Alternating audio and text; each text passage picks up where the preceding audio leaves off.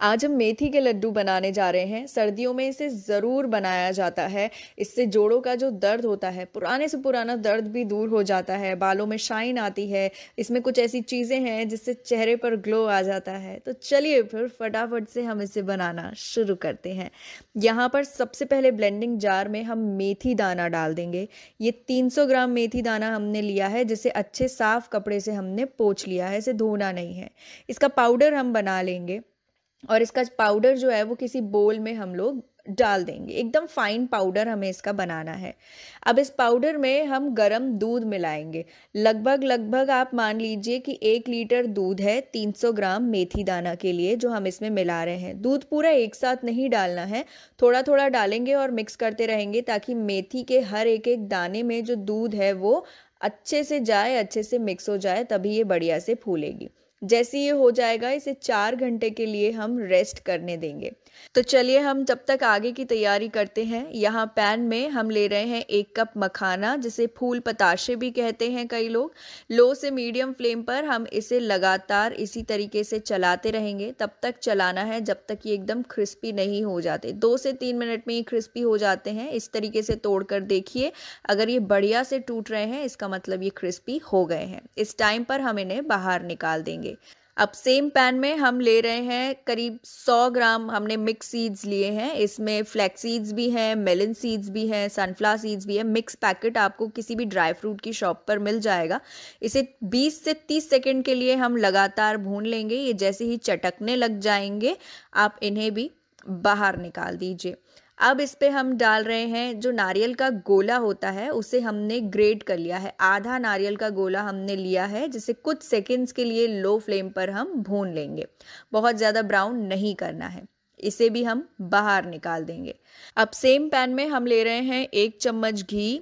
Flame रहेगा लो से medium पर। घी को मेल्ट होने देंगे। जैसे ही घी मेल्ट हो जाएगा हम इसमें डाल देंगे अखरोट। आधा कप वॉलनट्स लिए हैं मैंने, और इन्हें भी लगातार करीब करीब 1 मिनट के लिए हम अच्छे से चलाते रहेंगे, बढ़िया से भून लेंगे। जैसे ही ये हो जाएगा वॉलनट्स को भी हम अलग से प्लेट में बाहर निकाल देंगे। ये सारी चीज़ों को बाहर निकाल के हमें अच्छे से ठंडा करना है। दोबारा 1 चम्मच घी डाला हमने और 1 कप यहाँ हमने काजू लिए हैं। काजू को भी लगातार हम चलाते रहेंगे लो फ्लेम पर। बहुत जल्दी भुन जाते हैं ये, 20 से 30 सेकंड का टाइम लगेगा। हल्के हल्के से इस पे ब्राउन मार्क्स आ जाएंगे। जैसे ही ब्राउन मार्क्स आए इन्हें भी आप बाहर निकाल दें। अब सेम पैन में दोबारा 1 छोटा चम्मच घी डालेंगे। घी डालने में कंजूसी मत कीजिएगा, भले ही लड्डू छोटे बना लीजिए बट घी ज़रूर डालिएगा।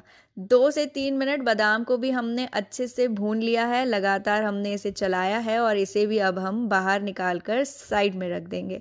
अब यहाँ हमने ब्लेंडिंग जार लिया है। सारी चीज़ें अच्छे से ठंडी हो गई है, तो एक एक करके सबको हम पीस लेते हैं। तो सबसे पहले जो मखाने हमने रोस्ट करके रखे हुए थे वो हम डाल देते हैं जार में और इसका हम पाउडर बना लेंगे। जैसे ही मखाने का पाउडर बन जाएगा इसे हम एक बोल में या प्लेट में अलग से निकाल देंगे।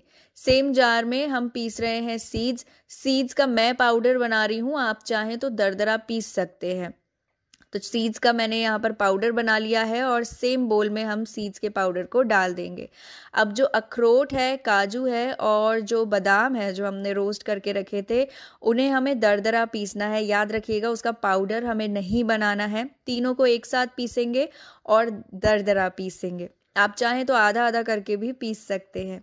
तो यहाँ पर हमने नट्स को भी अच्छे से पीस लिया है।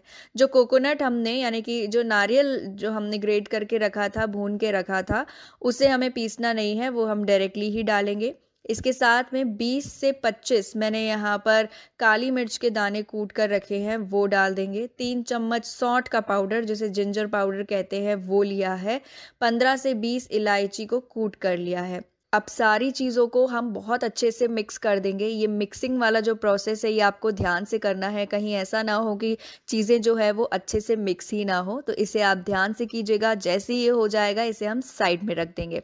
अब यहाँ हमने ले ली है कढ़ाई और इसमें हम डाल रहे हैं 2 चम्मच घी। फ्लेम को रखेंगे हम लो पर। जब घी मेल्ट हो जाएगा तब हम यहाँ पर ले रहे हैं गोंद, जिसे एडिबल गम भी कहा जाता है, 50 ग्राम हमने ली है, लेकिन 50 ग्राम एक साथ हम नहीं भूनेंगे, नहीं सेकेंगे।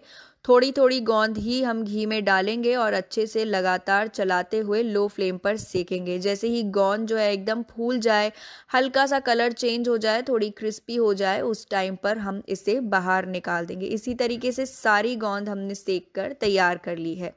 अब सेम कढ़ाई में हम डाल रहे हैं 1 कप घी। घी में बिल्कुल कंजूसी मत कीजिएगा, मैं दोबारा कह रही हूँ आपसे। जैसे ही घी मेल्ट हो जाएगा, हम इसमें 2 कप गेहूं का आटा डाल देंगे। 1 कप घी, 2 कप गेहूं का आटा। लो से मीडियम फ्लेम पर हमें इस आटे को लगातार चलाना है और बढ़िया से भूनना है।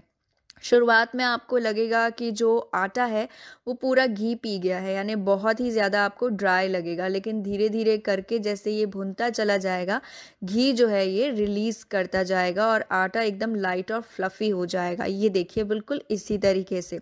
अच्छा, जैसे ही ये हल्का हल्का सा कलर चेंज करने लग जाए, गोल्डन हो जाए, आपको लगे कि बस 2-3 मिनट में कलर जो है एकदम डार्क ब्राउन हमें मिल जाएगा, उस टाइम पर जो गोंद हमने सेक कर रखा था उसे दरदरा पीस लेंगे और इस आटे में मिक्स कर देंगे। इससे ये होगा कि गोंद अगर बाय चांस अच्छे से नहीं सिका होगा तो वो और अच्छे से सिक जाएगा। दरदरा पीसना है गोंद को, ध्यान रखिएगा। अच्छे से दोबारा मिक्स करते रहेंगे, पकाते रहेंगे और जब इस तरीके का डार्क ब्राउन कलर हमें मिल जाएगा, उस टाइम पर हम गोंद और आटे को अलग से किसी प्लेट में निकाल देंगे। अब सेम कढ़ाई में आधा कप घी हम और डाल रहे हैं। अब घी जैसे ही मेल्ट हो जाएगा, हम इसमें डाल देंगे मेथी दाना, जो हमने भिगो कर रखा था दूध में, क्योंकि हो गए हैं 4 घंटे पूरे और मेथी जो है वो बढ़िया से फूल गई है। अब जब आप इसको निकालेंगे, क्योंकि ये फूल गई है तो टाइट हो जाती है, तो निकालने में हो सकता है आपको प्रॉब्लम हो और स्टार्टिंग के 2-3 मिनट हो सकता है कि आपको भूनने में भी दिक्कत आए, लेकिन 2 से 3 मिनट के बाद ये बहुत ही लाइट हो जाएगी। तो इसलिए डरने या घबराने की ज़रूरत नहीं है। मेथी दाने को इस तरीके से आपको तोड़ते रहना है और अच्छे से लगातार चलाते हुए भूनते रहना है। हमें इसे तब तक भूनना है जब तक ये इस कलर की नहीं हो जाती, यानी कि डार्क ब्राउन कलर की नहीं हो जाती। जैसे ये हो जाएगा, इसे भी हम साइड में रख देंगे। अब यहाँ पर 1 चम्मच हमने घी लिया है और 2 कप हम यहाँ पर गुड़ ले रहे हैं। लगभग हमने 700 ग्राम गुड़ लिया है। आप ये मान लीजिए कि अगर 300 ग्राम मेथी ली है तो उसका डबल या डबल से ज़्यादा आप गुड़ ले सकते हैं। गुड़ को एकदम लो फ्लेम पर हम लगातार चलाते हुए अच्छे से मेल्ट करेंगे।